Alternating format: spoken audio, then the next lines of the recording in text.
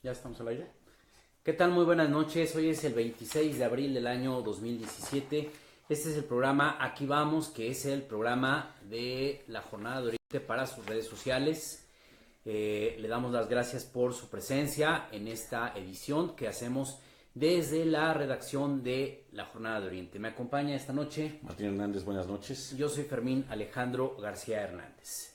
La noticia que hoy domina en la prensa nacional son las repercusiones del debate que hubo ayer en el Estado de México, una elección que ya se sobrecalentó, que está empezando a tomar ya cada vez tintes no solamente de alta competencia, sino de una guerra intestina entre las fuerzas políticas. La visión que hay, las diferentes visiones que hay en la prensa nacional es que todos dicen que quien ganó el debate es Josefina Vázquez Mota porque es la que más atacó, la que sacó más cosas negativas, pero incluso hay una definición que por ahí leí que me parece interesante, que dice: Josefina gana el debate pero no convence. O sea, las mediciones indican que como que no, tampoco esto le va a significar mucho avance en el electorado. Todos coinciden que Alfredo del Mazo, aunque se mantiene, es igual que su primo Enrique Peña Nieto, siempre son como muy, tienen una imagen muy construida, siempre están, nunca pierden la serenidad. Son disciplinados en eso, ¿no? Sí, siempre se les ve seguros, siempre hablan con firmeza. Aunque digan tonterías. Pero no tuvo como materia con qué ganar electores. O sea, permaneció igual, ¿no? Destaca, o sea, está bien, pero no tiene esa materia. En el caso de Delfina Gómez, muchos han destacado que se equivocó muchas veces, que no se sabe defender, pero al mismo tiempo ella sigue manteniendo estas características de una mujer sencilla, una mujer ajena a la clase política, que es muy fuerte en el Estado de México porque ahí sabemos que hay un grupo político hegemónico del PRI, que es el grupo Atlacomulco, y entonces hay un desencanto de la población hacia lo que le llamamos a veces los políticos profesionales. Por eso gusta mucho la personalidad, ¿no?, de esta candidata. En términos reales, como que la visión es: el debate no va a mover mucho las preferencias electorales, lo cual hace suponer que Morena seguirá empatada con el PRI, que Josefina Vázquez Mota no encuentra todavía la manera. No subió, ¿verdad? No, o sea, la percepción. Y sí subió Juan Cepeda, el perredista, tiene que casi lo está alcanzando, ¿no? No, pues creo que subió 2 puntos ahí, pero el PRD está como en Puebla. Están desfondados, ya no tienen gente, la mayoría de los perredistas se han ido a Morena, los militantes, los votantes, los simpatizantes o los ciudadanos que votan por la izquierda y no están en partidos, se identifican más con Morena que con el PRD. Y entonces el PRD en el Estado de México está en 4º lugar, muy alejado de los 3 punteros. O sea, la percepción es: Delfina sigue empatada con el PRI. El PRI seguramente va a tener que intensificar la compra de votos para mantenerse en ese empate y para intentar rebasar. Josefina Vázquez Mota y el PAN como que no encuentran todavía la vía, porque además es complicado, porque Josefina tiene que atacar a 2 candidatos fuertes, que es el del PRI y el de Morena, y entonces ella no ha logrado polarizar. Es decir, la idea era que ella polarizara con Morena o con el PRI, pero no está en esa condición, entonces se ve un poco difícil que ella pueda remontar. O sea, ya se es que es paradójico que haya ganado el debate y no haya subido en puntos, ¿no? Gana el debate por la gente que ve el debate, por los que les gusta la grilla, eso, pero en sí como que no trae un tema que logre que ella suba en la popularidad del votante, ¿no? Y hoy hay una nueva encuesta que es muy interesante, que publica el periódico Reforma, donde señala que en Coahuila, también un estado polémico, porque ahí están los hermanos Moreira, Humberto, ¿y cómo se llama su otro hermano? Jaime, Enrique, que son iguales. Un gobernador intrascendente. Los que se exoneran entre ellos. Pero, es un estado donde se ha dado esto de que 2 hermanos se han sucedido en la gobernatura. El orgullo de mi nepotismo, diría Jolopo. Tal vez no nepotismo porque no estuvieron en el mismo gobierno, pero sí es esta continuidad que aquí en Puebla la quiere hacer el morenovallismo, ¿no? o la está haciendo el morenovallismo más bien. Y en Coahuila es muy polémico porque sabemos que allá Humberto Moreira era hombre de Elbester Gordillo, priista que endeuda terriblemente al Estado, o sea, así como aquí Moreno Valle lo hizo con Puebla. Un poquito menos que Moreno Valle. Un poco menos, sí. Hay que decirlo, hasta la de Duarte es menor que la de Moreno Valle. Sí, todavía no había esos escándalos. En aquel entonces la de Coahuila llegó a ser la más alta, la más desproporcionada. Así es. Todavía no llegaban otros estados a ganar esa titularidad. En su momento fue la más alta, creo que de 30 mil millones de pesos, algo así. Con Moreira crece mucho el crimen organizado, le deja la gubernatura a su hermano y ustedes saben que Moreira estuvo detenido en España acusado de ser el lavador de dinero de los Zetas. Así es.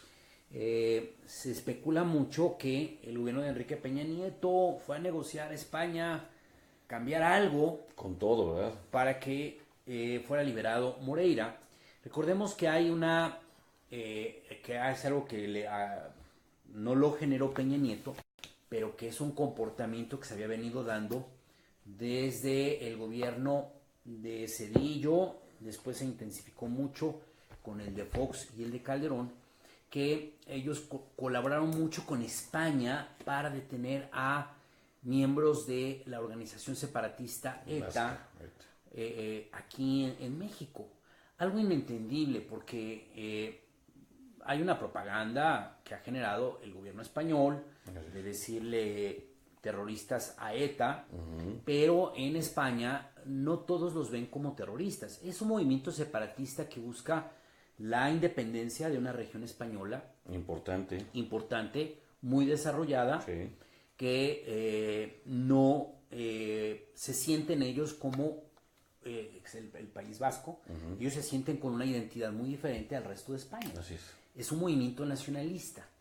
Y aquí en México el gobierno pues agarró a los miembros de ETA como terroristas, como delincuentes, y no importaba que algunos de ellos lo que eran simpatizantes del movimiento nacionalista, que no es lo mismo ser miembro de ETA. Sí, de la independencia, digamos. Es como si alguien aquí cree en las ideas zapatistas, pero no quiere decir que sea parte de la guerrilla zapatista. Exactamente.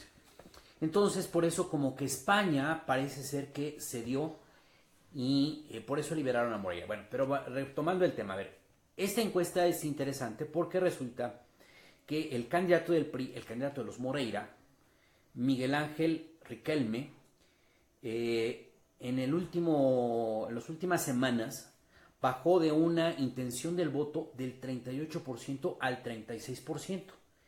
Él es postulado por el PRI, por el Verde Ecologista, por el PANAL y por otros 4 partidos estatales. Ay.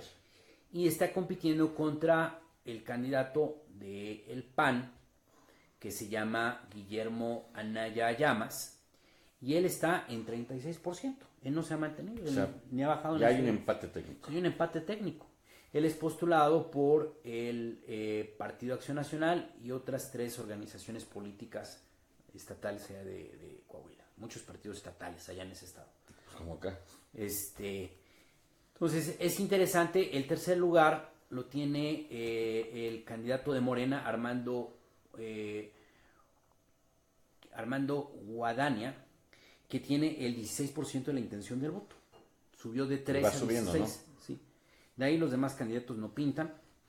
Entonces es muy interesante porque parecería que esa puede ser otra gubernatura que podría ganar el PAN. Así es.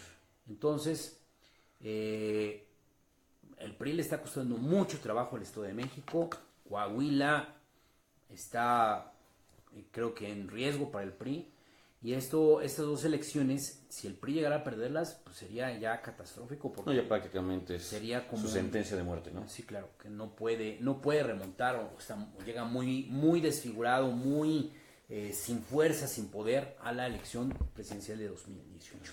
Bueno, pero ahora vamos a las noticias de Puebla. ¿Qué tenemos el día de hoy, Martín? Fermín, buenas noches auditorio. Pues mañana, como primera noticia que les presentaremos en la edición impresa de la Jornada de Oriente, es algo relacionado, son varias noticias relacionadas con el nombramiento de Enrique Flota Ocampo como fiscal anticorrupción. Ayer se los contábamos y hoy pobladores de San Bernardino Chalchihuapan, esta Junta Auxiliar de Santa Clara Coyucan, estos pobladores que fueron reprimidos el 9 de julio de 2014, Fermín, por la Policía Estatal a cargo de Facundo Rosas, en las secciones Rafael Moreno Valle Rosas, pues hoy vinieron a la capital del estado para manifestar su solidaridad con la gente de Jolalpan, que está realizando un plantón desde hace más de 55 días afuera del Congreso exigiendo que su edil sea destituido, y en ese marco hubo varios pronunciamientos. Por principio de cuentas, la gente de Chalchihuapan reprobó el nombramiento de José Enrique Flota Ocampo como fiscal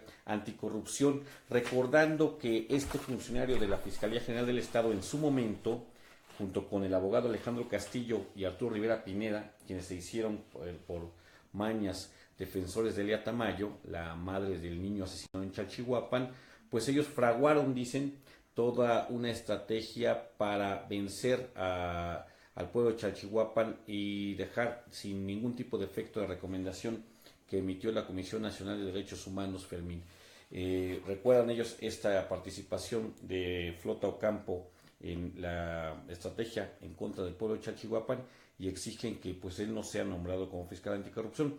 En ese mismo sentido, en nuestra segunda noticia llevamos una declaración pues de la que viene siendo la principal víctima de Chalchihuapan después del niño, José Luis Alberto Tehuatl Tamayo.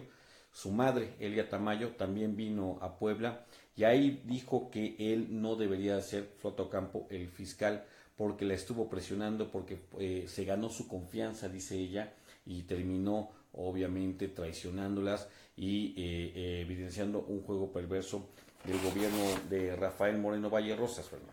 Claro, a ver, y es un testimonio humano, testimonio que va más allá del tema de la grilla política, de los intereses. Es el tema de una madre a la que le mataron a su hijo. A ver, yo le pregunto a usted, que nos está viendo en esta red social, si un día manda a su hijo por las tortillas y vienen y le dicen que está tirado a la mitad de la calle con la mitad del cráneo roto, usted un día le va a poder ir a dar la mano a quien le disparó el proyectil a su hijo. Si un día a sus hijos le piden permiso de ir al cine y le avisan que en la mitad de una plaza comercial están tiradas sus hijas porque un policía les disparó un tanque de gas y les voló la mitad del cerebro, usted les va a ir a dar el perdón. Usted, por motivos políticos, humanos, como decía el... Generosidad, decía Diodoro Carrasco, que era generosa la madre.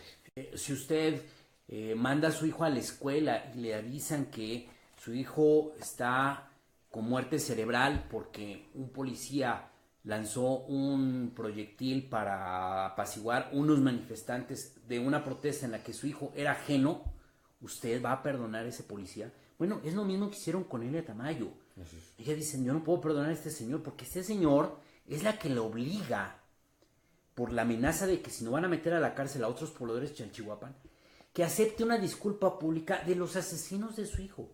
Y hablamos de asesinos de forma institucional, porque los policías no se mandan solos. Los policías que dispararon en la represión de Chalchihuapan no se mandan solos. Policías y militares no actúan solos. No. Ellos actúan bajo órdenes.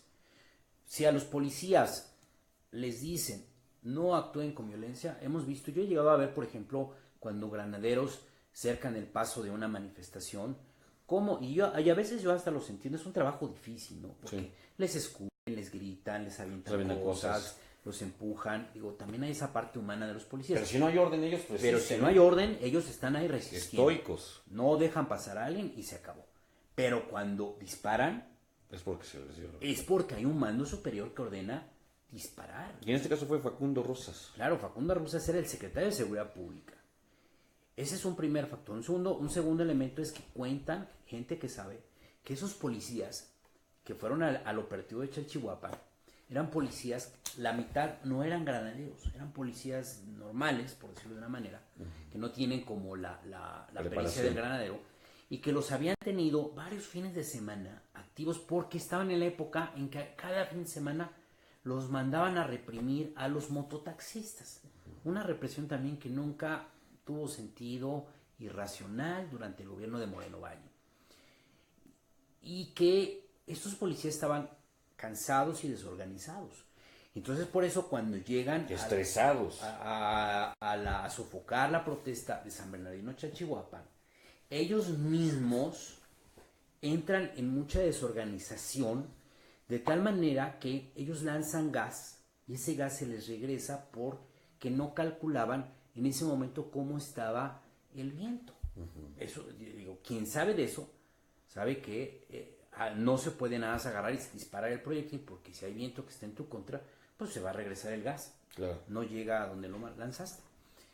Y de eso también era responsable Facundo Rosas y el entonces secretario general de gobierno, Luis Maldonado Venegas, y obviamente pues el titular del Poder Ejecutivo, Rafael Moreno Rosas, el principal responsable. Claro. Entonces, este nuevo fiscal anticorrupción pues era el encargado de vigilar el tema de los derechos humanos en la fiscalía. Así es. Nunca observó la violación de los derechos humanos en los presos políticos, nunca observó el tema de los derechos humanos en el tema de Chalchihuapan, nunca observó el tema de los derechos humanos en la persecución de mototaxistas. Así es. Entonces, es un hombre que es responsable, corresponsable de toda esta ¿no? represión. Ahora, es muy interesante lo que dicen hoy los pobladores de Chalchihuapan de cómo este funcionario opera con dos abogados, Alejandro del Castillo y Arturo Rivera Pineda, que es maestro catedrático de la Facultad de Derecho de la UAP. Es importante esto porque nosotros nos hemos mantenido siempre como muy cautos, muy serenos en este tema, pero creo que es el momento de hablar de él. En alguna ocasión, cuando había ya surgido el conflicto por la muerte del niño Tehuatlí Tamayo, allá en la represión de San Bernardino Chalchihuapan, ocurrida el 9 de julio de 2014, al pasar las semanas, hay un movimiento de agravio y de pronto este movimiento da un viraje de 180 grados. ¿Por qué? Porque hay una como conspiración contra la que era la entonces defensora, la principal activista de todo este movimiento, que era la entonces diputada federal Roxana Luna Portillo. Así es, diputada del PRD. Y de pronto hay como un miraje, donde gente de Chalchihuapan la empiezan a acusar de traición, de venderse, de muchas cosas. Cuando realmente ella era la que había mantenido la bandera de la defensa del derecho de las juntas auxiliares de tener el registro civil y de que no fueran pisoteados por el gobierno del estado. Entonces, cuando ocurre eso, de nuestra parte empezó a haber como una revisión de qué estaba pasando. Entonces, lo que acabamos descubriendo es que realmente nunca hubo ninguna acusación con soporte, con verdad, con elementos, con pruebas contra Roxana Luna, sino que quien había generado todo esto era un personaje oscuro que había aparecido de la nada en Chalchihuapan, que se llama Alejandro del Castillo. El abogado. El abogado, que había llegado al exceso de que se había ido a vivir a San Bernardino Chalchihuapan. Alejandro Castillo Saavedra. Sí, o sea, cuando vemos que un abogado se va a vivir a tu colonia porque eres su cliente. Pues puede tener un interés importante. Por si te va a pasar algo. ¿Cuándo hemos visto eso? Entonces, y que además no cobraba y siempre en esta visión engañosa de falso altruismo. Sí, que no es esquilolaje. Sí, claro. Yo le digo, si usted un día quiere confiar a un abogado, un buen abogado le va a cobrar bien. Claro. Digo, es difícil entenderlo, pero sobre todo cuando son movimientos sociales y aparecen abogados que no cobran y que creen en las causas sociales, generalmente son abogados que están controlados. Terminan vendiendo los movimientos. O desde un principio están controlados por el poder político. Así es. Para ellos es un negocio lo que van a ganar al final. Entonces nosotros en aquel entonces dijimos, la actitud rara es la de Alejandro Castillo, porque él es el que generó la intriga contra Roxana Luna, que era la que sí llevaba a la defensa real, que provocan que la expulsen de Chalchihuapan. Y ahora los pobladores es lo que están diciendo. Alejandro del Castillo fue controlado por este hombre, Enrique Flota Ocampo, para que las cosas se hicieran de tal manera que nunca se evidenciara que el responsable era Facundo Rosas. Para que se llevaran las cosas de que nunca se actuara jurídicamente como se tenía que actuar. Ni contra el gobierno del estado. Bueno, nosotros, yo particularmente publico una columna, después de que lo platicamos de manera conjunta, Aurelio Fernández Fuentes, el director de la Jornada de Oriente, la reportera Yadira Llave, que estaba cubriendo el caso, y un servidor, y después de platicar con algunas gentes cercanas al conflicto, no era nada más una simple suposición, y publicamos una columna donde decíamos que Alejandro del Castillo se estaba prestando a los intereses del morenovallismo, que era un infiltrado. Alejandro del Castillo, en reacción, presentó una demanda Penal. una penal contra Aurelio Fernández Fuentes Y contra ti. y contra mí, donde nos exigía que le pagáramos 600,000 pesos de reparación del daño. Una demanda... Daño al honor, ¿no? Decía. ¿Eh? Era daño al honor, decía, ¿no? Algo así. Una demanda estúpida, cursi, idiota, de veras. Lacrimosa. No es porque actuemos con hígado. A ver, lo que él demandaba decía que a partir de que había aparecido la columna, No podía dormir. no podía dormir. Que no podía, no, y entonces Pasiflorín, abogado. presentaba una cosa ahí de veras Ridícula. ¿no? ridícula, que tenía 2 testigos de cada una, a partir de la 1 de la mañana no podía dormir. Nunca nos dijo por qué había esos testigos, que yo creo que dormían con él, ¿no? 2 mujeres, 2 hombres. No, eran muchachos. 2 hombres. Dos hombres que dormían con él. Uno de ellos es este panista, Hilario Gallegos. Dormía junto a él. Yo creo que sí, dormían abrazados, entonces Hilario pues ya no podía dormir porque el otro se movía. O sea, Y tomaban acuerdo, siempre es a la 1 de la mañana. ahora Hilario Gallegos ha mandado 20 mensajes a la jornada, que lo perdonemos, que él se dejó engañar, pues no sé, pues yo creo que Por Alejandro del Castillo, pues yo creo que como dormían abrazados, pues lo engañó, ¿no? Conocido en el mundo de esto, como dicen en el bajo mundo, como el lechuzo. El lechuzo a Alejandro del Castillo y el ratón a Hilario Gallegos. Por alguna razón han de llamar el ratón dentro del PAN. ¿Y Arturo Rivera? Arturo Rivera... Ese debe haber sido el otro que dormía con él. No, él no aparecía como testigo, él era como su abogado defensor. Ah, ok. Por cierto, hay un juez federal que en su sentencia, porque les ganamos de calle. Se fue al litigio. Les ganamos de calle. Gracias a nuestro excelente abogado que se llama Carlos Mesa Viveros, Jurista yo creo que el mejor abogado que tiene Puebla. y constitucionalista. Les ganamos de calle. Es más, es la fecha que ellos no saben cómo pagar. Ah, bueno, porque... Se les contrademandó, o sea, nosotros tenemos que pagarle al abogado Carlos Mesa, él no. Y es por la cantidad Él sí idéntica. él sí es un buen abogado, él no es de los que dice, no te voy a cobrar, y después se va y se vende con la contraparte. Abogado Mesa, todavía no podemos pagarle hasta que nos paguen. Entonces, este juez federal regaña a Rivera Pineda. Al abogado. Sí, en la sentencia. De la causa. ¿Por qué? Porque presentaba una prueba que era un asunto que no tenía nada que ver con el tema. Nada. O sea, los de la jornada nos difamaron, dijeron mentiras. Por cierto, un día llevé un desplegado y no lo publicaron. ¿Qué tiene que ver eso con este asunto? Es que ese es como engañar a la gente. Entonces, como que el juez le dice, no, a ver, usted es maestro en Derecho, no venga a quitar el tiempo. Claro. Porque creo que, yo no soy abogado, pero me parece que hay como una condición donde te sancionan cuando tú estás como presentando pruebas de cualquier cosa y no tienen relación con la demanda o el caso o el proceso que tú estás siguiendo. Sí, porque haces dilación. Y eso es muy vergonzoso para un maestro de derecho que se haya prestado a presentar paja, cosas que ni tenían que ver, ¿no? Así es. Entonces... Perdieron y la cantidad por la que tienen que pagar es idéntica a la que demandaron, tengo entendido, ¿no? No, porque Mesa se cobró y nos cobró muy caro. De modo abogados a pagar. Le tenemos que pagar, porque pues él sí es buen abogado y sí cobra bien, ¿sí? Entonces, pues esto es lo que fueron y que pusieron sus propiedades a nombre de otros y cosas así, y aparte se sabe que han perdido hipotecas, hacen cosas... O sea, son trinqueteros. Sí, exactamente. Por lo menos Alejandro del Castillo, no sé los otros. Pero el Castillo sí. El Castillo sí. Por eso no ha podido pagar. Sabemos que existe ahí un procedimiento legal. Pero a lo que vamos es que... Al final son los pobladores. Son los pobladores. Los que ratifican esa versión de la Jornada de Oriente. No es Roxana, no es nadie de la Jornada de Oriente. No son los abogados. Son los pobladores los que en su momento creyeron en Alejandro del Castillo. Fueron engañados. Respaldaron a Alejandro del Castillo en contra de Roxana Luna y en contra de la Jornada de Oriente. Así es. Los que ahora salen a decir, nos engañó, nos estafó, y él fue el principal artífice junto con Flota Campo para que no se procediera legalmente contra Facundo Rosas. Así es. Y yo siempre he dicho, en ese conflicto con Alejandro del Castillo, en este caso, el litigio que llevamos, que nosotros siempre supimos que lo íbamos a ganar, pero no nos estábamos enfrentando a Alejandro del Castillo, nos estábamos enfrentando a Facundo Rosas. Sí. Porque así actúa Facundo Rosas. Facundo Rosas tenía una personalidad, los que lo conocen dicen que es un hombre de pocas palabras, es un hombre que parece que no tiene emociones. Sí, dicen que es muy frío, ¿no? Sí, eso debería darnos miedo porque no vaya a ser que sea un psicópata. Puede ser.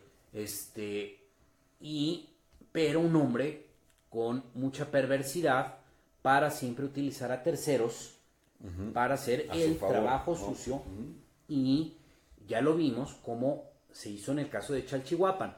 Porque bueno, hay una sanción en la opinión pública de que fue un crimen del gobierno, del Estado, la muerte del niño Tehuatlí, Tamayo, que no estaba justificada, que fue excesiva, dicho por la Comisión Nacional de Derechos Humanos, la represión contra el pueblo de Chalchihuapan, y sobre todo sostenido por la prensa a nivel nacional, que era un acto de barbarie quitarles el registro civil a las juntas auxiliares. A ver, es lo más elemental que tiene que ser una autoridad, pues que nace un hijo y que en tu propia comunidad te registren. Pues lo lleves a registrar. O lo contrario, que alguien muera y el acta de difunción se expida inmediatamente. Se supone eso en su momento, sí, claro. Pues lo comentamos en la jornada de ahorita, casos en los que una persona había fallecido y tenía que esperarse los familiares 1 o 2 días para trasladarse a la capital, porque para nosotros, o para algunos de nosotros puede resultar fácil un viaje de Chalchihuapan a la capital o viceversa, pues porque hay posibilidades de tener un automóviles, pero hay gente ahí que tiene verdaderamente condiciones muy precarias, a las que eso les cuesta dinero y tiempo. A ver, la propia UNESCO ha establecido desde hace muchos años, ha luchado en muchos países del mundo, lo que se llama el derecho a la propia identidad. Es decir, es lo básico que tiene que tener un ser humano. Que tú, en cuanto nazcas, tú tengas una identidad. ¿Cuál es la identidad? Que tengas un nombre, que tengas una pertenencia a una comunidad, a un lugar donde naciste, y una pertenencia con tus progenitores. Así es. Que tú lo tengas desde tus primeros momentos de vida. Que seas identificado. Entonces, Moreno Valle quería privatizar el registro civil y el pretexto era que habían descubierto que en juntas auxiliares se expedían actas falsas para migrantes centroamericanos para que pudieran las vendían.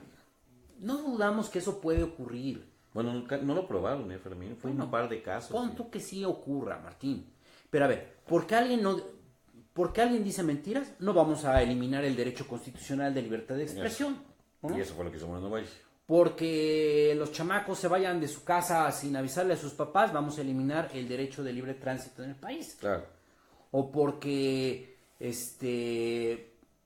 alguien sea infiel a su esposa, vamos a eliminar el derecho al matrimonio, no sé. O sea, era algo así parecido. Porque aparecían unas actas falsas, no, vamos a quitarles el registro civil. Y eso siempre se dijo en organismos internacionales, en la prensa nacional, entonces, que era una barbarie quitarle eso a las comunidades, se justificaba su enojo, se justificaba su movilización. Entonces, todo eso, desde el punto de vista de la opinión pública, quedó asentado, persigue todavía a Rafael Moreno Valle Rosas, pero jurídicamente no se pudo hacer. Porque estos sujetos se prestaron a hacer esas chicanas. Claro, y ahí es donde hoy se ve el efecto de la actuación de Alejandro del Castillo, ¿cómo se llama? José Enrique Campo. Arturo Rivera Pineda. Y de este panista, converso, chillón, Hilario Gallegos, que ya deje de mandar recados, manda recados con todo mundo, de que ya lo perdonemos, que lo aceptemos, un café. A ver, es de hombrecitos. Y además, digamos que estamos en criterio ya de adultos para saber cuándo nos están tomando el pelo y cuándo no, ¿no? Sí. O sea, a ver, ya que asuma su responsabilidad y punto. O sea, ya no para andar haciendo esos dramas. Pero el asunto es cómo las cosas hoy han cuadrado, lo dicho por los pobladores, por los agraviados. Sí, porque al final lo que están en contra es el nombramiento de José Enrique Flota Ocampo. En la misma línea, Fermín, los pobladores de Jolalpan, que recibieron hoy el apoyo de los vecinos de San Bernardino Chalchihuapan, pues también hicieron un pronunciamiento en contra del nombramiento de Flota Ocampo. Resulta que el abogado Ramiro León Flores le lanza un reto a José Enrique Flota Ocampo. Le pide que defienda la causa de los vecinos de Jolalpan que llevan más de 55 días en plantón afuera del Congreso local exigiendo la destitución de su edil, porque dicen que esa es una causa, pues por supuesto justificada, una causa ciudadana, y que los diputados están incurriendo en omisiones y posibles actos de corrupción, al igual que el gobierno del Estado. Así es. Bueno, luego hay también dos notas importantes del Partido Acción Nacional. Ayer por la noche estuvo en Puebla Juan José Rodríguez Prats, sí, el senador de la República, un panista crítico, de cepa, ¿no? Y se reunió con los críticos del panismo en Puebla. Del morenovallismo. Del morenovallismo. Los panistas críticos. En los que aparece, hoy publicamos en la Jornada de Oriente, como es esa fotografía donde aparecen estos Rafael Micalco Méndez, estos panistas, donde está Violeta Lagunes. Ahí están toda esta plana mayor de la disidencia panista. Mantilla. Está Mantilla, está Micalco, está Humberto Aguilar Coronado. Es importante porque Humberto casi no se dejaba ver con los panistas tradicionales de Puebla. Pero hoy también hace declaraciones. Entre otros tantos. Y lo que dicen, hay dos informaciones al respecto. La primera es que dicen que se va a formar un frente nacional contra Moreno Valle dentro del PAN, porque cada vez crecen las pruebas de su comportamiento hacia los propios panistas. Traidor. Y por el otro lado, Humberto Aguilar Coronado, quien es un hombre muy cercano al Comité Ejecutivo Nacional del PAN, fue senador. Él, por cierto, fue senador cuando Moreno Valle también ganó, iban en fórmula. Él ha dicho que es procedente que el Comité Ejecutivo Nacional del PAN desaparezca la dirigencia estatal del partido y a la municipal en la capital del estado. ¿Por qué? Porque estas dirigencias están actuando bajo criterios de grupo. Así es. ¿Cuál es este grupo? Llevar a Marta Erika Alonso de candidata a la gobernatura. La actual secretaria general del PAN. Y no son dirigentes para todo el panismo. Así es. Y que están ya en vías de hacer esta solicitud ante el Comité Ejecutivo Nacional para que se desaparezca esta dirigencia. Y manden un delegado. Encabezada por Jesús Giles, y se nombre una delegación. Esa es una figura que existe en el PAN. Aquí en Puebla ya en alguna ocasión se ha desaparecido al comité municipal del PAN. Y hubo delegado. Sí es una... Un delegado especial, pues. Sí, o sea, desaparecen y mandan un delegado. El Marcelo García Maguer es delegado, pero digamos que porque así tiene que ser, ¿no? Sí, pero ahí mandarían como... Se supone que lo que se hace es que se manda como un delegado... especial. Que es ajeno a los grupos que están en pugna. Cuando son dirigencias que no pueden... que entran en confrontación con otros grupos y que entonces no garantizan estabilidad, que no se entiende que actúen de manera institucional para toda la militancia, entonces se manda a un delegado que es como ajeno a los grupos. Entonces, si ocurriera eso, pues se tendría que mandar un delegado que obviamente tendría que ser una persona que no sea de Puebla, que no sea ni morenovallista ni antimorenovalista. Eso tendría que ser lo que podría llegarse a dar en caso de que procediera esta solicitud. Todavía no sabemos hasta dónde los panistas tradicionales o antimorenovallistas tienen la suficiente fuerza, porque también hay que decirlo, Rafael Moreno Valles los pudo avasallar porque traían muchas divisiones. Sí, una foto como esta hubiera sido imposible hace 6 años. Sí, y ya mucha debilidad. Entonces, por esa razón, Moreno Valle hizo lo que quiso en el PAN. Entonces habría que ver si van a tener la fuerza suficiente. Hay quienes dicen que sí, porque Moreno Valle ya vino acumulando toda una serie de agravios a nivel nacional. Todos contra Moreno Valle. Así es. Bueno, buenas noches. Tenemos hoy aquí en la redacción de la Jornada de Oriente a Vladimir Luna Porquillo. Hola, noches, ¿cómo estás? Bien, buenas noches, ¿cómo estamos? Un destacado abogado y dirigente del Movimiento Nacional Los de Abajo. Así es. Invitamos a Vladimir para platicar un poco acerca de dos temas. Claro, gracias. El primero es el nombramiento de Enrique Flota Ocampo como fiscal contra la corrupción, contra actos de corrupción aquí en Puebla, y el otro un poco el caso Chalchihuapan.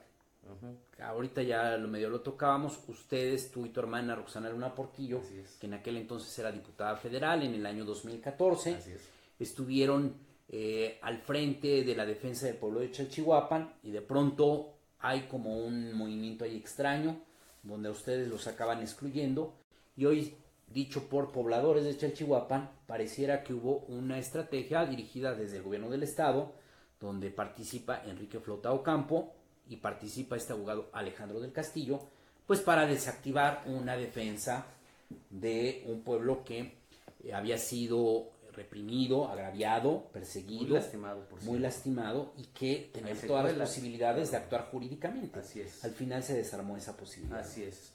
Bueno, yo quiero empezar de atrás para adelante. Sí. Obviamente el caso Chalchihuapan fue lo que dio pauta, donde nosotros como movimiento tuvimos el primer contacto con la fiscalía, ¿no? Ustedes recuerdan los hechos lamentables del caso Chalchihuapan. Precisamente el día de los eventos que sucedieron en contra de la población, detuvieron 8 compañeros, 8 compañeros ese mismo día durante los hechos, y donde quedó demostrado que fue la primera etapa jurídica del caso Chalchihuapan, donde quedó demostrado que efectivamente habían sido detenidos legalmente, ¿no? Esto se da obviamente por las situaciones, las vertientes que había demostrado la fiscalía, y más que nada porque no podían acreditar que ellos habían actuado de manera dolosa en contra de la policía, porque ellos los habían detenido mucho antes de que se habían generado los conatos de violencia con la policía estatal. Es decir, estos 8 son detenidos antes de que brote la violencia. Así es, estos 8 se da, por eso nosotros precisamente cuando se da la situación del caso Chalchihuapan, lo primero que hacemos es buscar ante todos los ciudadanos, los vecinos, pues bueno, con la tecnología, los teléfonos que existen actualmente, pues no, pudimos recuperar muchos videos, y bueno, y además los medios de comunicación también, algunos tenían algunos videos que aportaron, y se demostró claramente que durante, antes de que fuera la confrontación directa, en el momento que estaban en el supuesto diálogo con los manifestantes y por parte de los comandantes que llevaban a cargo el operativo, por la parte de los lados empezaron a detener a diversos compañeros, que fue el caso muy comentado, donde teníamos compañeros que más de 65 años, plenamente imposibilitados ya físicamente para actuar con violencia, los policías en sus acusaciones, en sus imputaciones dentro de la fiscalía, cuando les tomaron sus declaraciones, señalaban que los habían cargado, que los habían aventado más de 3 metros, que otros casi los habían quitado todo su equipo antimotines, que era sumamente imposible, ¿no? Porque, bueno, pues los compañeros eran personas totalmente no mayores a físicamente de unos 60 metros de altura, o sea, su complexión muy delgada, y principalmente pues que eran personas de la tercera edad, que en ese conflicto pues estaban a la expectativa, que no iban al frente y que no tenían nada que ver. Es como este caso en el gobierno de Calderón, de estas 3 mujeres indígenas exactamente, que las acusan de desarmar a todo un pelotón de policías federales, ¿no? Así es, y que los tuvieron secuestrados y que pidieron rescate y que casi recibieron el dinero y bueno, fue una situación muy similar. Y bueno, esa fue la primera parte donde nosotros entramos, donde nos tocó la defensa de estos compañeros, conjuntamente con otro equipo de abogados que estamos por parte del Movimiento Nacional Los de Abajo, y logramos efectivamente la libertad de estos compañeros, de las acusaciones que les imputaban por ataques, de ataques a las vías de comunicación, que era innegable, que lesiones. ¿Ellos cuándo salen de la cárcel? Ellos salen precisamente 3 días después, durante el término constitucional. Precisamente salen a partir de que se empiezan a establecer las mesas de negociación con Gobernación, y por eso digo, es la primer acercamiento que tenemos con la Fiscalía, en el sentido precisamente con el fiscal Enrique Flota, ¿no? Donde se empieza a conocer los asuntos. ¿Qué es lo que pasa acá? Dentro de esta primera situación, como el caso Chalchihuapan empieza a tener mayor crecimiento mediático, se empiezan a evidenciar más las violaciones a derechos humanos, y más aún que en la propia fiscalía, encausada por el propio Enrique Flota, que fue directamente el encargado de este tema, ¿no? Pues pretendieron demostrar que no hubo violaciones a derechos humanos. ¿Por qué? Porque las familias presentamos quejas principalmente directamente a la Comisión Nacional de Derechos Humanos. Entonces, eso dio pauta que la Comisión Nacional de Derechos Humanos tuviera que trasladarse a la comunidad de San Bernardino Chalchihuapan a realizar todas las diligencias. Primero, y segundo, solicitarle por informes a la Fiscalía qué diligencias se habían realizado para tener en ese momento encarcelado a los compañeros.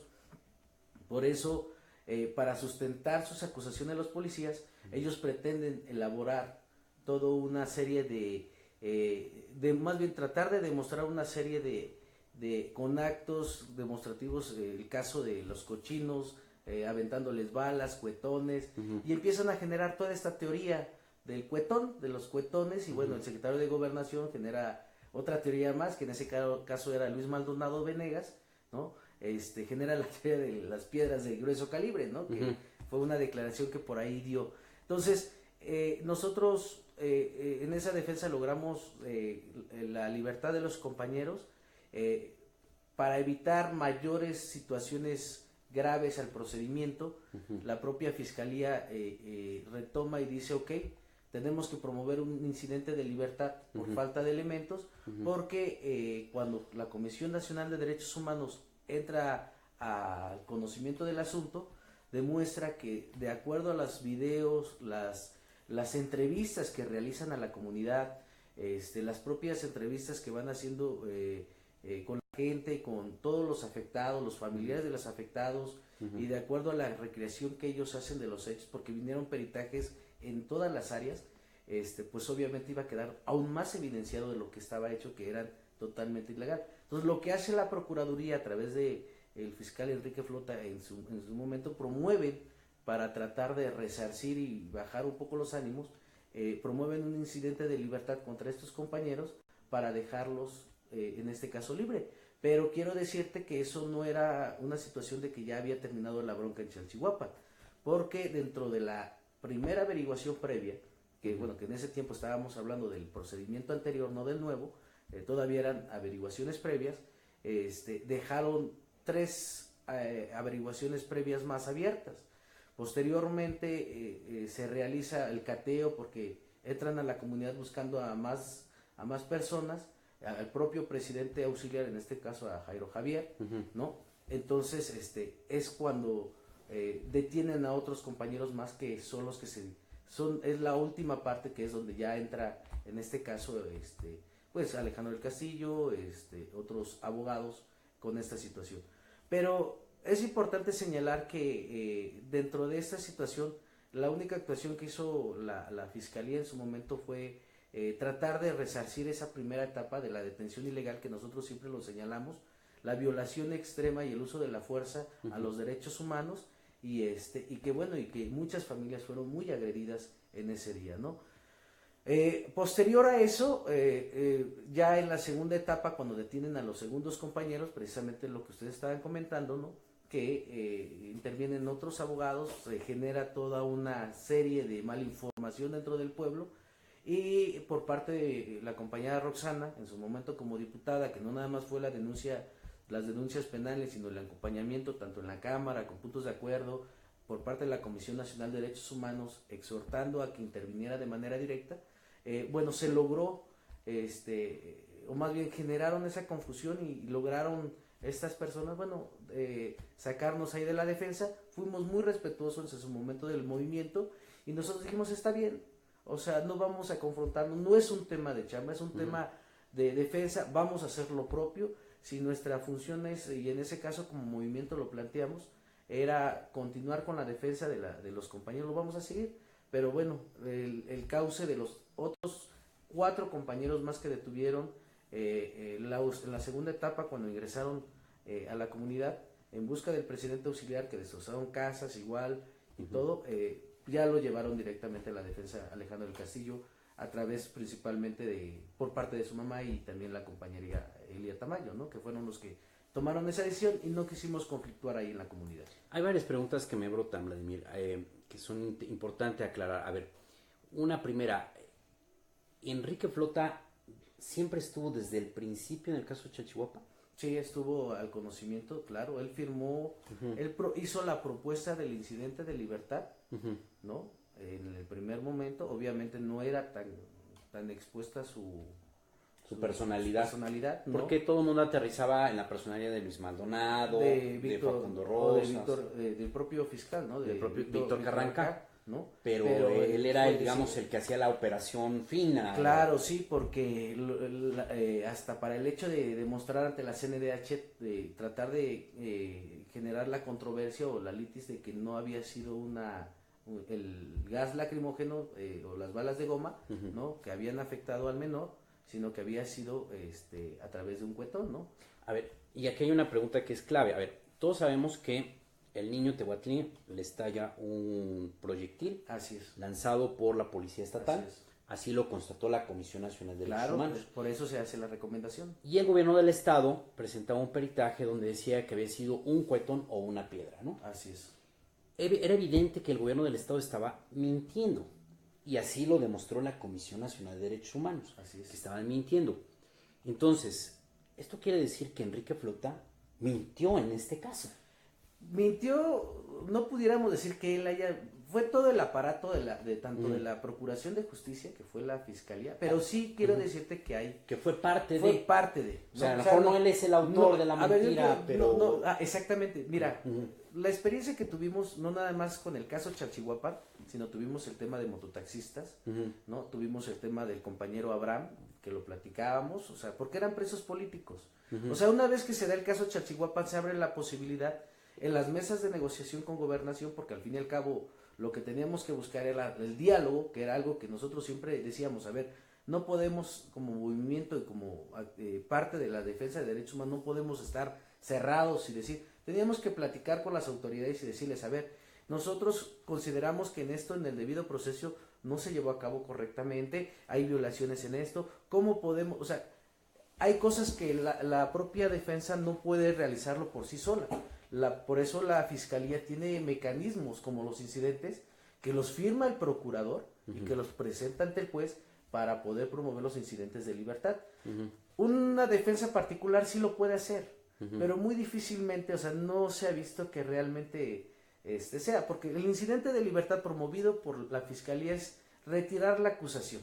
O sea, en eso consiste en términos prácticos, ¿no? O sea, pero presento pruebas donde digo, bueno, si lo acusé porque decía que, en este caso, te pongo el ejemplo de los compañeros que estuvieron detenidos la primera ocasión, ellos presentaron que habían golpeado a los policías y todo, pero para desestimar la acusación contra los compañeros, tuvieron que ellos mismos presentar dentro de su incidente de libertad algunas pruebas consistentes en peritos, por ejemplo, para poder medir el tiempo, ¿no? Donde dicen, el compañero Antonio fue detenido a las 2:03, ¿no? Y el conato de violencia se generó a las 2:30, a las 2 horas, o en este caso serían las 14 horas con 20 minutos, ¿no? De la tarde, ¿no? Entonces dicen, por sentido común y lógica y cronológicamente, él fue detenido mucho antes de que se haya generado la violencia. Por lo tanto, él no pudo haber golpeado a los policías, porque él ya lo teníamos...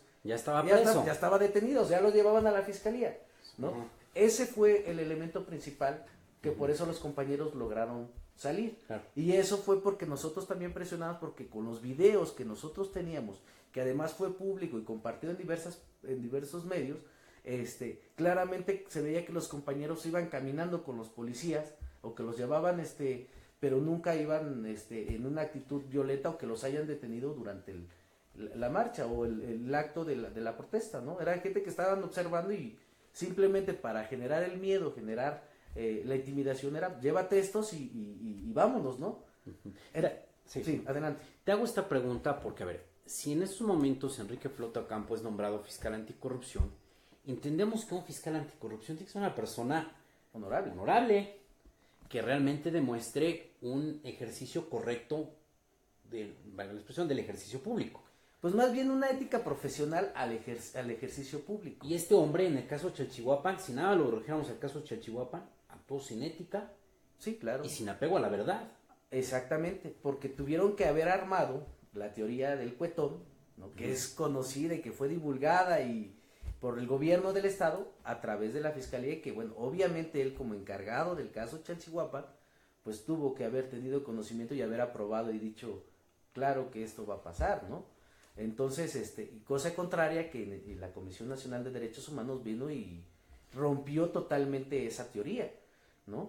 Entonces, ahora, la corrupción siempre tiene como base a la mentira. La mentira siempre es la base de todo acto de corrupción. Así es. Entonces, esto llevaría a que, éticamente, este hombre no idóneo. tendría que ser fiscal anticorrupción. No es idóneo porque no cumple uno de los valores fundamentales, que es la honestidad, ¿no? Uh-huh. Porque parte de la corrupción se da porque una persona no es honesta. Claro. Entonces, esa es una muestra, ¿no? Tuvimos, yo lo digo, como parte del movimiento, tuvimos el caso del compañero Abraham Cordero, ¿no? Que en su momento fue detenido por el tema del arco poniente, los propios mototaxistas que teníamos detenidos. ¿En Edina también participó en el caso de Edina? No, en Edina fue una situación que se da por parte de otro de los compañeros. Pero no estuvo ahí este fiscal, ¿no? Nosotros no conocimos del caso de Medina, al parecer fueron otros compañeros, el profesor Mario Vélez con otros equipo de abogados, que a pesar de eso, cuando nosotros teníamos pláticas en gobernación con la Secretaría General de Gobierno, pues él era el que entraba en lugar del procurador, o sea, de Víctor Carranca, en el sentido de que pues él representaba a la fiscalía y tenía conocimiento de estos temas, ¿no? De todos y cada uno de los presos políticos. Algo que yo sí, que lo comparto honestamente en el sentido de decir, cuando nosotros nos tocó atender varias reuniones con él en la fiscalía, ¿no? Pues él decía, mira, acá yo tengo la información, tengo toda la ficha, sé cómo está el asunto, pero pues este es un asunto político y yo necesito que me destraben en gobernación para yo poder actuar, ¿no? Eso decía Enrique Flota. Sí, o sea, lo comentaba en el sentido de decir, y a mí me quedaba claro desde ese momento y por eso siempre lo denunciábamos, ¿no? Que no había una división, en este caso, en el ejercicio del poder por parte de la Procuraduría con el tema del Ejecutivo, ¿no? O sea, sí había una subordinación. O sea, Enrique Flota les decía, tienen ustedes la razón, pero Gobernación no me deja actuar de acuerdo a la sí, verdad. Claro, o sea, sí, así claramente lo exponía, ¿no? O sea, en el ánimo de decir, mira, se puede hacer muchas cosas, pero yo dependo de las mesas de negociación de allá para efecto de que yo pueda actuar, ¿no? Porque sabía que había muchas... te pongo un ejemplo muy rápido, el caso de Alfredo Portillo de mototaxistas. Yo presentamos, hicimos... en el amparo, nos otorgaron el amparo, quedó demostrado que Alfredo Portillo no era la persona, era un antónimo de la cuestión en el nombre, había otro Alfredo Portillo. Las fotos que presenta en ese caso la Procuraduría del supuesto Alfredo Portillo con el que estaba detenido no coincidían en absolutamente nada. O sea, ¿el detenido era mototaxista? Él estaba trabajando en su tortillería, era un señor que tenía su tortillería con su esposa que lo hacía a mano, ¿no? Él tuvo la desgracia de que cuando se da un operativo en Xoxtla, que el compañero es de la comunidad de Xoxtla, se da un operativo, él sale porque ve un mototaxi con una señora y una patrulla que, por cierto, no eran patrullas, eran camionetas blancas que no tenían ningún rótulo, ¿no? Hace que se voltee, a la hora de dar vuelta se voltea y se cae la señora, ¿no? Entonces llegan muy agresivos la gente a realizar el operativo. Entonces él lo que hace es agarrar y decirle, oigan, tranquilos, espérense, ¿no? No agredan a la señora, o sea, se van a llevar, llévenselo, ¿no? El chofer era otro, o sea, no. El simple hecho es que en ese momento, pues en el operativo llevan cámaras de video, llevan fotos, y bueno, él le toman la fotografía, ¿no? Donde supuestamente empiezan a hacer la investigación los agentes ministeriales, y en la presidencia declaran los policías municipales que sí, que efectivamente un señor en esa calle tiene una tortillería, se llama Alfredo Portillo, ¿no? Y que él es el responsable, ¿no? De los hechos, ¿no? Y que se llamaba igual que un mototaxista. Se llamaba, y que después él decía que él fue el que prendió la camioneta, se la llevó y casi él hizo todo de incendiar una camioneta, de llevársela y de incitar a todo el pueblo. ¿Y cuánto tiempo estuvo en la cárcel? Él estuvo cerca de 2 años. Y el fiscal era Enrique Flota. El fiscal era... Él entró dentro del fue uno de los primeros detenidos, los mototaxistas fueron los primeros detenidos. Conoció ya del asunto ya a mediados de esto, porque fue cuando ya realmente Gobernación intervino y bueno, después de mucho tiempo, de muchas marchas y todo, realmente aceptaron. Precisamente el caso Chalchihuapan fue lo que abrió la posibilidad de poder sentarse con Gobernación. Antes no había diálogo, antes no había nada, o sea, era la cerrazón total. Bueno, y no nada más lo puedo decir yo, lo pueden decir varias organizaciones no gubernamentales donde no había una atención, no había el mínimo respeto a las organizaciones sociales en el hecho de decir, platiquemos las demandas, veamos una solución. Antes era no, o sea, no hay broncas, no hay nada. Y bueno, por eso el compañero mucho tiempo, cuando pasa el caso Chalchihuapan, bueno, tuvieron que así que aflojar un poco esta parte porque sí quedaba muy evidenciado y parte de las recomendaciones de la CNDH era que se pusiera el diálogo en este tipo de conflictos para evitar precisamente la violación grave a los derechos humanos. Oye, este hombre con estas características, es obvio que él nunca va a iniciar una investigación contra un acto de corrupción del morenovallismo. No, porque de su jefe Víctor Carrancás, y ahorita me cometen un acto de corrupción en la fiscalía y voy a ver al fiscal anticorrupción, no creo que proceda contra Víctor Carrancás. No, lo dudo, o sea, no, en todo caso tendríamos que presentar una para ver cómo es su actuar, ¿no? Pero bajo estos antecedentes, exactamente, bajo estos antecedentes no hay mayor situación que lo que ha venido haciendo, ¿no? En los actos, en los hechos ha quedado, o sea, no se hizo la justicia, insisto, caso Chalchihuapan, la segunda parte con el tema de los detenidos, pues más bien fue un tema de tratar de sacar y de condicionar la salida de todos, a cambio de que, bueno, no hiciera nada, y situaciones que la verdad ya nosotros no formamos parte, pero sí que dejar en claro que fue una lucha muy importante y que demostró en el caso de Puebla dos cosas, una que no hay división, yo lo he dicho, no hay autonomía, ¿no? Entre el ejercicio, entre lo que es el ejecutivo con el poder judicial, ¿no? Está claro, o sea, hay una sumisión, y bueno, hoy quedó más que nunca demostrado, bueno, pues que Víctor Carrancá estaría saliendo hasta el 2022, ¿no? Entonces, pues obviamente queda claro que todo el aparato que él tiene, pues es prácticamente para cubrir de aquí hasta allá, y los poblanos olvidemos, y bueno, y se nos olvide todo lo que vivió durante 6 años todos los poblanos y el endeudamiento, principalmente el endeudamiento y la violación graves a derechos humanos. Porque además, yo quiero comentar, o sea, dentro de las recomendaciones, si uno ve todas las recomendaciones que hace la CNDH, habla de capacitación, de formación, de que todos los policías tengan prácticamente cursos intensivos, diplomados, todo. Yo te puedo decir que la policía, la propia agencia de investigación por parte de la Fiscalía, no cumple realmente los protocolos que establece hoy con la nueva reforma al Código Penal, ¿no? En cuanto a las detenciones. O sea, se sigue evidenciando que hay violaciones en detenciones, en el procedimiento, en el simple hecho de acceso a la justicia, que es un tema de derecho humano, ¿no? Yo te puedo decir que hay gente que todavía llega a la Fiscalía a presentar una denuncia, un ciudadano cualquiera, ¿no? Y se tarda más de 8 horas para presentar una querella. Hay abogados que dicen que se le han pasado hasta 36 horas en el Ministerio Público presentando una querella o denuncia. Una querella. Así es, ¿no? Entonces, ese es un tema de derechos humanos. El acceso a la justicia es un tema de derechos humanos. Eso tenía que intervenir Enrique Flota, ¿no? Obviamente, obviamente. O sea, no puedes decir yo estoy a cargo de derechos humanos y solamente voy a ver en el tema cuando a alguien le pegan, ¿no? Lo que tú buscas como autoridad es precisamente prevenir que se violen los derechos humanos y en todo caso, pues, generar una cultura a la no violación de derechos humanos. O sea, yo considero que esa debiera ser la función, no estar actuando cuando ya te violaron los derechos humanos y tengas que promover entonces amparos o tengas que promover recursos constitucionalistas para que te permita a ti decir, oye, ¿sabes qué? Tal autoridad me está violando mi derecho, ¿no? Yo veo que, o sea, son temas tan sencillos y tan fáciles. El hecho de que se hayan eliminado todas y cada uno de los ministerios públicos en todas todos los distritos judiciales en Puebla. ¿No? La concentración, esa es una violación. El acceso, insisto, el acceso a la justicia no nada más implica en que yo vaya, presente mi denuncia y detengan o tenga la reparación del daño respecto a eso, no, sino también tiene que ver en cómo yo tengo las facilidades para poder garantizar mi derecho a una justicia pronta, expedita, ¿no? Y que la autoridad también tenga esas facultades, esa capacidad de atender, ¿no?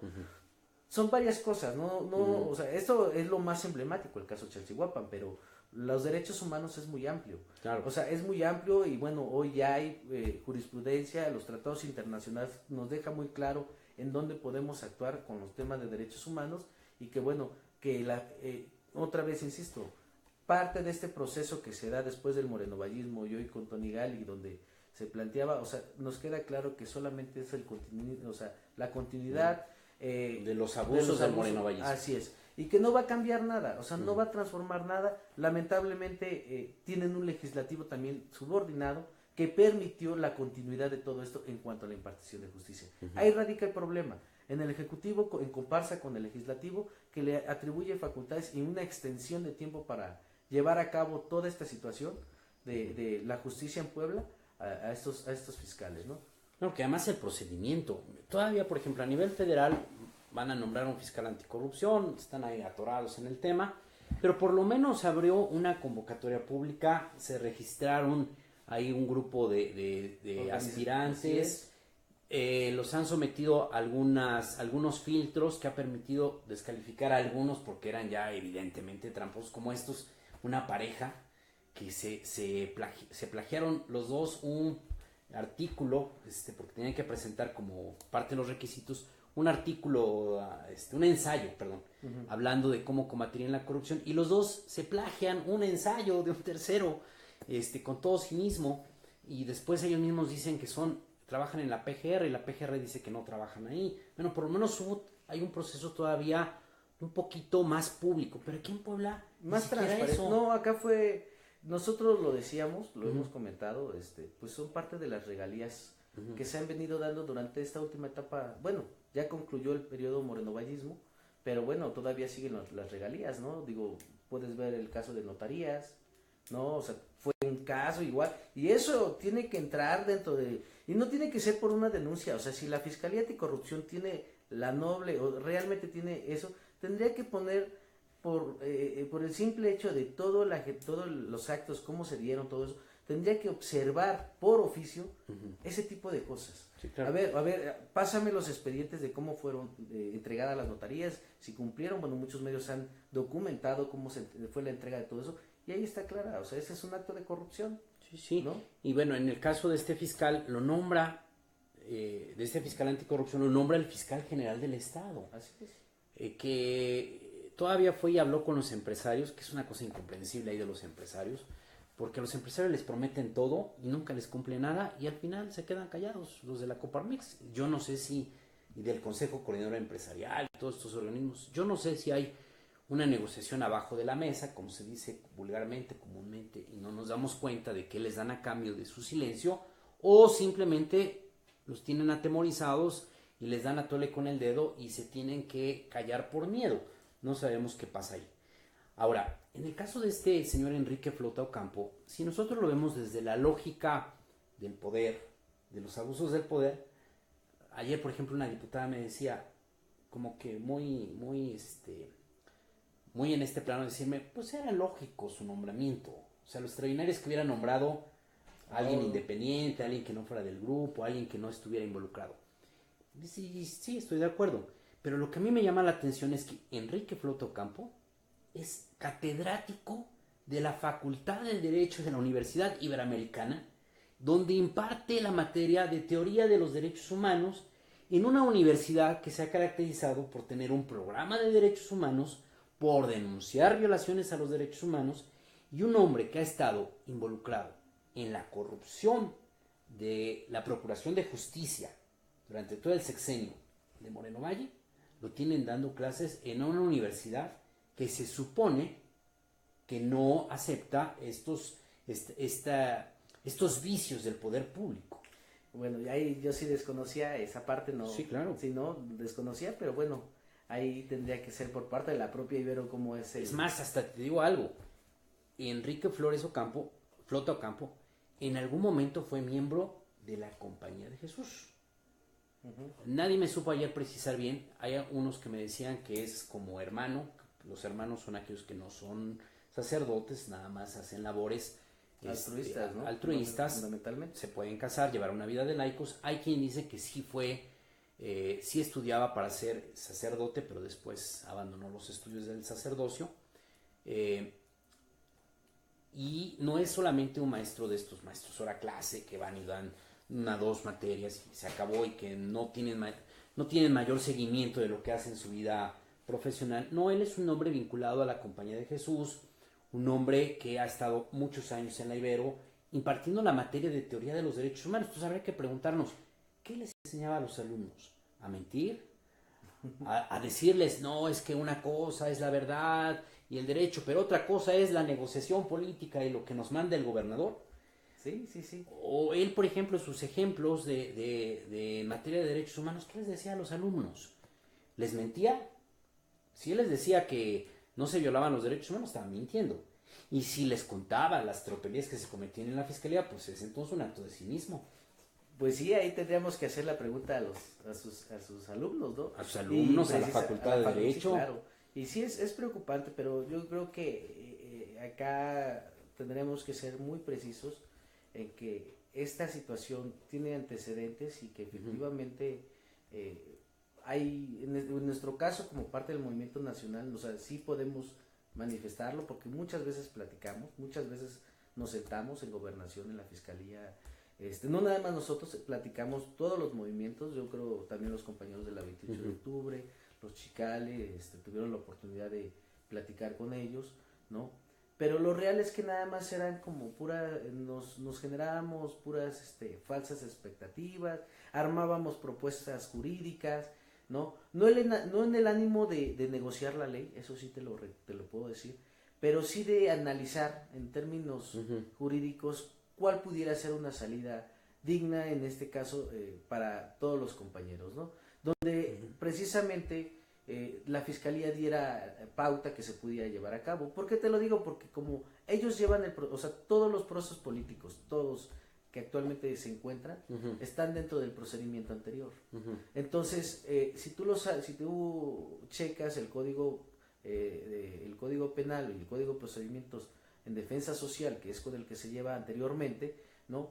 El Ministerio Público se vuelve parte dentro del proceso. Entonces, si yo promuevo un incidente, requiero una actuación, yo quiero hacer lo que quiera, siempre le van a dar vista al Ministerio Público. Y el Ministerio Público, que en este caso es el Ministerio Público que actúa de manera adjunta al juzgado, ¿no? Tendrá que estar facultado por la Fiscalía, o adscrito, es el término adscrito, el Ministerio Público adscrito al juzgado, tendrá que solicitarle a la Fiscalía si es que actúa, acepta o en su caso impugna, se inconforma contra lo que nosotros hacemos. Entonces, ese es el gran problema, porque antes el Ministerio Público sí tenía un gran poder, tenía una decisión, y bueno, y el problema es que todos los procesos que tienen actualmente los presos políticos, ¿no?, en Puebla, y los perseguidos políticos y los que están acusados y tienen órdenes de aprehensión y que no se han ejecutado, están bajo este régimen. Cosa contraria, con el nuevo procedimiento, bueno, ya cambia totalmente. Entonces, esa es la situación. Yo, en el caso de que si era catedrático, desconocía esa parte, desconocía esa parte, fíjate, es bueno saberlo. Yo pensaba que estaba de tiempo completo, porque también he de decirlo, cuando uno es servidor público debe de dedicarse de tiempo completo al servicio público, lo dice la propia ley de servidores públicos en el estado de Puebla. Digo, allá había donde dicen que si estás ocupando un cargo o si eres profesionista y te vuelves servidor público, pues tendrás que pedir licencia o permiso provisional o temporal durante el tiempo que estés actuando al servicio público, ¿no? Pero en el morenovallismo sí se claro. todo. Yo no recuerdo ahorita el nombre de un funcionario, Vladimir, pero había un funcionario aquí que llegó con Víctor Carrancá, que donde da clases en México, en la Ciudad de México, está considerado como un hombre que cumple cabalmente con su labor de académico. Y resulta que impartía clases 3 o 4 días a la semana en la Ciudad de México.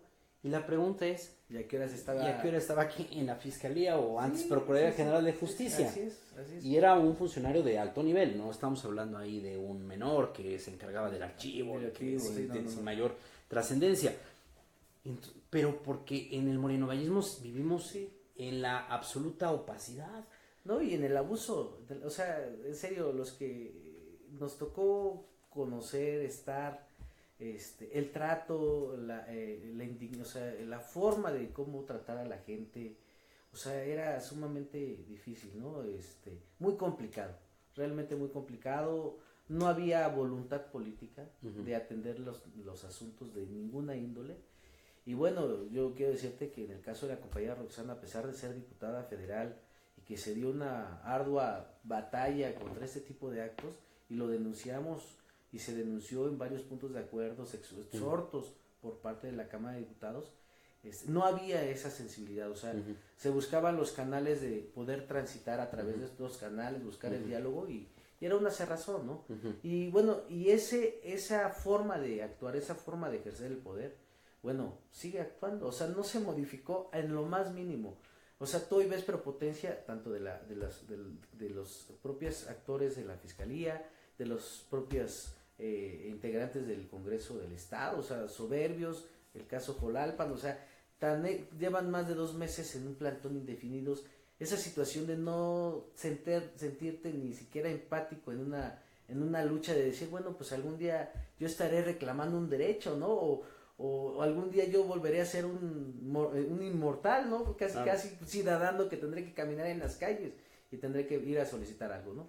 Entonces, yo creo que esa característica, ese sello del morenovallismo quedó muy claro en todas las dependencias, en todas las formas de ejercicio de gobierno. Y bueno, hoy lo veo muy difícil que con el simple hecho de un nombramiento de anticorrupción o con los cambios del Ejecutivo que se dio pueda cambiar. Tiene que ser un cambio muy radical de todas las estructuras. Hay muchas preguntas que se quedan en el tintero, Vladimir, pero hay una que me llama particularmente la atención y que quisiera que no acabáramos sin hacerte esta pregunta. En alguna ocasión, cuando a ustedes lo sacan del caso Chalchihuapan, que era claro porque ustedes llevaban una línea para llevar al plano jurídico las violaciones, los abusos, la represión que se había cometido en el caso contra el pueblo de Chalchihuapan, para sacar del caso a tu hermana, a la entonces diputada Roxana Luna Portillo, en alguna ocasión se difundió una carta donde el edil de Chalchihuapan pedía que se saliera, la expulsaba, ¿no? Y tiempo después supimos que el presidente decía que él nunca había hecho esa carta. Esa carta fue falsa, evidentemente. Lo que yo te quiero preguntar, ¿quién elaboró esa carta? ¿De quién fue esa estrategia? ¿Fue de simplemente de el abogado del Castillo, o vino de más alto nivel? Mira, yo creo que la estrategia vino de más alto nivel. El hecho de introducir a diferentes actores, porque no nada más fue Alejandro del Castillo, o sea, fueron varios actores que nada más que, bueno, uno fue el que aguantó, uno fue el que pues estuvo y el que como que echaron a andar varios, ¿no? Y el que pudiera ganarse más la confianza y todo fue una estrategia muy bien definida, ¿no? Que funcionó al fin y al cabo. Entonces yo no creo que haya sido directamente, sería una acusación sin fundamento, pero sí creo que pudiera haber, había una línea definida de cómo dividir el movimiento, cómo generar el desánimo principalmente, la apatía de la gente, el ya no quererse organizar, generar principalmente el miedo, el hecho de que la gente ya no vayas porque te van a detener, ya no vayas porque ahí viene la policía ministerial, el hecho de que empezara a circular los rumores de que ya había, no nada más una, sino miles de órdenes de aprehensión, ¿no? Yo recuerdo todavía un poquito antes de que todavía se diera esta situación de división dentro ¿cómo se llama? Del tema de Chalchihuapan. Una vez nos comentan los compañeros, todavía había esta comunicación, nos dicen, no, es que vino el licenciado Alejandro del Castillo, que él tiene información sumamente de fuentes confiables. Primera fuente. Decíamos, puta, pues, a ver, bueno, que hay N números de ¿cómo se llama? De órdenes de aprehensión. O sea, tú sabes qué es generar eso en un pueblo. Sí, claro. Sabes que generas el caos, o sea, las familias... Un miedo colectivo. Totalmente. Y bueno, no, vengan, nosotros promovemos amparos, ¿no? O sea, tú dices, a ver, pero es que no son así las cosas, ¿no? O sea, bueno, varias cosas que nosotros ya empezábamos a observar. Entonces yo no creo que solamente haya sido por eso, pero sí él decía, yo tengo amigos en la fiscalía que a mí me dicen, pues no es mi único asunto, y hablaba de otros asuntos, de su historia y todo, y bueno, al fin y al cabo logró permear, yo lo decía en el caso de la mamá de Javier, de Jairo Javier, y bueno, también terminan peleados, pero en ese tiempo era muy cercano, para ella era muy confiable, y te digo, o sea, nosotros respetamos eso, primero porque Porque en el caso de Chalchihuapan y principalmente en la comunidad de Chalchihuapan, nosotros no es el único asunto que estábamos involucrados. La lucha que se ha llevado en Chalchihuapan era de mucho tiempo anterior, principalmente contra Antorcha Campesina, con el tema de la iglesia de Guadalupe. Traíamos pláticas con el gobierno federal, entonces no era un asunto nuevo, o sea, la gente nos conocía más atrás, ¿no? Sin que alguien tuviera, en el caso de Roxana, fuera diputada, nada. O sea, traíamos ya una lucha permanente y precisamente traíamos asambleas, reuniones, pláticas con la gente constantes, ¿no? Cuando se da este tipo de cosas la gente duda mucho, pero también el miedo está dentro. Como presente. Entonces, el miedo y le atizas un poquito más esto, el rumor y el chisme, entonces se vuelve una bomba. Entonces nosotros decidimos, para no contraponernos, dejemos que el tiempo nos dé la razón, dejemos que el tiempo ponga las cosas en su lugar. Y bueno, afortunadamente, bueno, se logró la liberación de Javier, del presidente, de los demás compañeros, pero no fue por una cuestión legal. Ya no hay nadie ahorita en la cárcel, ¿verdad? Ya no hay nadie ahorita del caso Chalchihuapan, ya todos están libres. Sí te quiero decir que la averiguación principal está abierta. O sea, sigue la amenaza de que puede haber cárcel todavía para pobladores. Claro, ¿no? O sea, no está cerrado, sería y eso la propia averiguación previa dentro del auto consignatorio donde lo solicita el Ministerio Público determina y le pide al juez que queda abierta una averiguación previa, un triplicado para seguir las investigaciones, ¿no? Entonces eso significa que, por eso nosotros decíamos, los presos políticos de Puebla nada más era ponerle nombre y apellido en cualquier averiguación previa que quisiera, pudiera ser arcoponiente, pudiera ser mototaxistas, pudiera ser caso que además los metían sin pruebas, sin ningún sustento, ni siquiera era esperar a que cometiera alguien un error, algún acto que pareciera como un delito, no era meterlos así. Por cualquier pretexto. Así es. Y fundamentalmente nosotros siempre que peleábamos en el caso Chalchihuapan era de que no teníamos acceso al proceso. ¿Por qué? Porque el proceso constaba de cerca de 18 tomos, ¿no? O sea, 18 tomos que aproximadamente cada tomo era de unas 1500 hojas, ¿no? Entonces en el juzgado te decían, es que no te puedo dar copias certificadas porque estoy trabajando sobre el tomo 18, ¿no? Son con más de 40,000 copias. Ajá. Entonces te decían, y sí, si quieres sacarlas, pero no te las voy a entregar mañana ni pasado. Pues es que no es el único asunto, estamos muy saturados, abogados, pero bueno, y nunca se logró poder obtener, y te decían, copia del proceso. Te decían, si quieres, venga acá y revíselo. O sea, imagínate revisar 18 tomos. 40,000 copias. 40,000 copias, y te decían, tiene usted una hora, abogado, porque vamos a tener actuaciones sobre el proceso, ¿no? Entonces, bueno, son situaciones que así nos ponían y que, bueno, en el momento que estuvimos, lo denunciamos en Gobernación, denunciamos que no teníamos acceso a los procesos, que eso era parte de la justicia, del procedimiento, que estaba una consigna de que no se pudiera tener, y bueno, ese es el actuar del juzgado, de los juzgados, ¿no? Primero se utilizó la estrategia del miedo, pero tengo entendido que después de 2015 empezó a haber una estrategia de repartir dinero.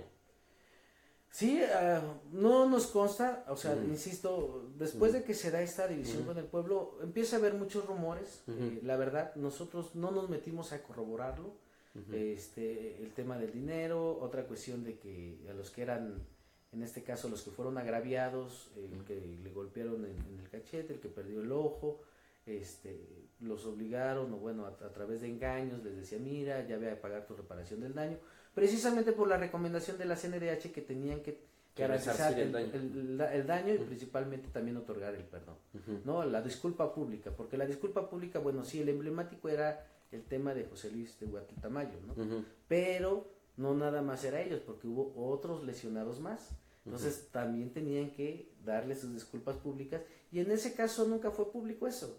Claro, y aparecieron muchos gestores, ¿no? Ah, sí, claro. Y después esos gestores acabaron peleados por el tema del dinero. Porque al fin y al cabo decían, yo hice el procedimiento y pues me toca tanto. Me toca tanto, ¿no? Bueno, pero afortunadamente nosotros, te lo puedo decir, con los compañeros que estuvimos, que nos tocó acompañarlos en la primera etapa, se logró avanzar muy bien, no tuvimos ningún problema, seguimos teniendo contacto con algunos familiares de ellos, ¿no? Ya la segunda etapa, bueno, cambió, con Jairo Javier también hay una comunicación, o sea, ya de respeto, ¿no? Y bueno, también él tomó una decisión de mantenerse ahorita tranquilo, trabajando, y bueno, son decisiones muy personales, ¿no? Pero sí creo, y retomando el tema del fiscal, ¿no? O sea, él conoció claramente el asunto, o sea, desde el inicio, y bueno, obviamente no puede negarse que no fue parte de estos casos tan emblemáticos. Principalmente el caso Chalchihuapan, que fue un tema que fue punto de quiebre, yo le llamaría, durante el moderno novallismo, donde se evidencia el verdadero rostro de Moreno Valle ante la actuación de la violencia, ¿no? De ejercer el poder y decir, acá yo soy el que mando. Y nunca existió el diálogo. Hasta ese momento el diálogo era sentarse para plantear siempre lo mismo, establezcamos mesas, pongamos cronogramas de actividades, y no se cumplía, ¿no? O sea, y esas mesas eran amplias, eran públicas. Yo recuerdo que la primera mesa que establecimos, de una mesa como movimiento conjuntamente con otras organizaciones, nosotros pedimos que fuera nuestro testigo de honor, precisamente el rector de la Ibero, Fernando Fernández Font, ¿no? Donde pues prácticamente planteábamos la idea de que él, como una persona imparcial, como tú lo decías, la Ibero como una universidad humanista, con un perfil más de humanidad, ¿no? De altruista y todo, pues evidenciara la actuación, ¿no? Porque luego nosotros nos decían, no, es que nos trataron así, ¿no? Entonces salía, no es cierto, nos tratamos, o sea, no había alguien que tuviera esa calidad moral de decir, sí es cierto, o sea, está pasando esto. O realmente se paraban y te dejaban, ¿no? O sea, era muy lamentable el actuar de la propia Secretaría General de Gobierno en su momento, con el caso de Luis Maldonado, que fue yo creo que el peor momento que vivió el morenovallismo, ¿no? Así y es. el que lo metió en una crisis terrible. Claro, que él llegó a Puebla con la fama de ser un gran operador político, pero la verdad de las cosas es que todos los casos que le tocaban, lo único que hacía era complicarlos, no resolvía. Digo, a ver, vamos a hablar de un ejemplo. Luis Maldonado llega como secretario de Educación Pública del gobierno de Moreno Valle. Así es. Y al primero que le pone en la mira es a Refugio Rivas Corona, secretario general del Sindicato Único de Trabajadores del Colegio de Bachilleres. Le avientan todo el aparato para no reconocerlo como en su reelección como dirigente sindical. Le aventaron la policía, lo quisieron meter a la cárcel, le compraron a todo el comité ejecutivo del sindicato, a los miembros, a todo. Bueno, el caso es que Maldonado ya hasta se fue de Puebla y Refugio Rivas ahí sigue, claro, con su lucha, sigue vigente su lucha, sigue peleando. Ganó todavía un amparo donde la justicia federal le dice al gobierno del estado, debes de otorgarle la toma de nota, no hay motivo para que no le reconozcas la asamblea donde se modificaron los estatutos y la asamblea donde lo reeligen. Así solucionaba las cosas Luis Maldonado, es decir, no solucionaba nada. Y en el caso de Chalchihuapan, no, pues fue debut y despedida, ¿no? Terrible, claro, y otros tantos casos, nada más era fama. Al final siempre ha quedado constatado que Luis Maldonado, donde mete las manos, lo acaba complicado. Otro caso es el PRD. ¿Sí? Él entró al PRD para controlar el PRD y para sacar a todos los perredistas que no fueran morenovallistas, y hoy mejor los perredistas están yendo a otra fuerza política, otros no les hacen caso a los morenovallistas, y los morenovallistas inflaron un padrón que nadie les cree. Es terrible. Así es. No, pero yo creo que eso, insisto, en este caso fue una falta de voluntad, ¿no? Tanto de la Procuraduría, en su caso, que en ese momento era Procuraduría, o hoy Fiscalía, ¿no? Que al fin y al cabo el titular sigue siendo el mismo. Claro. El Ejecutivo en su momento, a través de la Secretaría General de Gobierno, y bueno, que no dieron pauta, ¿no? Y generaron hipótesis muy, muy risorias, la verdad. Y la verdad salió a flote. O sea, no podían ocultar una mentira mucho tiempo. Y más en este tema tan delicado que fue y que trajo consigo, pues lamentablemente, la muerte de un menor. Muy bien, Vladimir, pues agradecemos mucho tu presencia, pues muchas gracias, aquí en la redacción de la Jornada de Oriente para hablar de este triste episodio de Puebla. Creo que hay algo que nos queda muy claro. Es cierto que el gobierno del estado cerró todas las vías jurídicas para que no se procediera en su contra por el caso Chalchihuapan. Es cierto que usaron todo el aparato para corromper, para reprimir, para excluir, pero Rafael Moreno Valle Rosas al final se fue con las manos manchadas de sangre por el asesinato del niño Tehuatlí Tamayo en Chalchihuapan, y esa huella nadie se va a poder quitar. No, lamentablemente, ¿no? Y bueno, agradezco la invitación y muchas gracias por la...